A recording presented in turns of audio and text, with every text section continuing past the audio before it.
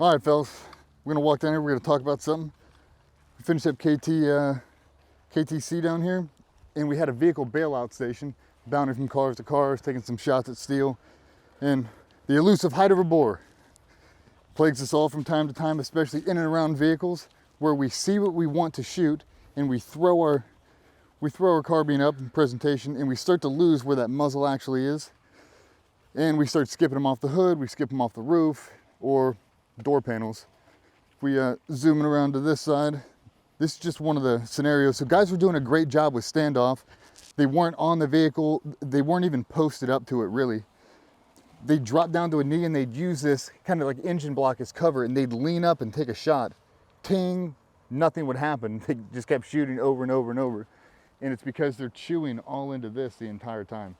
So optic setting up here, they don't realize the relation to the bore line, and now they're smacking into here. Basically. So they have everything free and clear. Line is right there, clearing that. And then the exact same thing up here on the hood. So guys are standing back here, everything is clean, they're all pushing, and the rounds are just skipping off. Especially a bad thing if there's people inside the vehicle. I mean, essentially their eye line, again, they're seeing the target, but their bore line is hitting the hood. Yeah.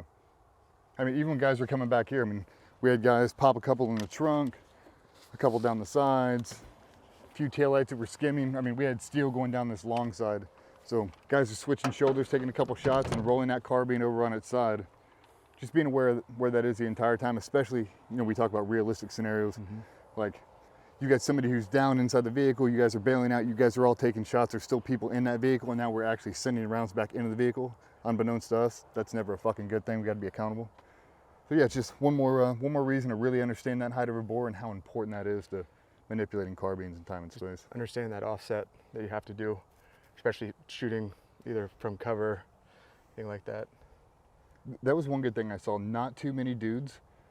I know everybody used to do it back in the day. They'd just straight post up on the vehicle and use it. I thought most of these guys did a really good job getting 6 to 8 feet away and then maneuvering around this thing and then bouncing from side to side, which is super nice to see.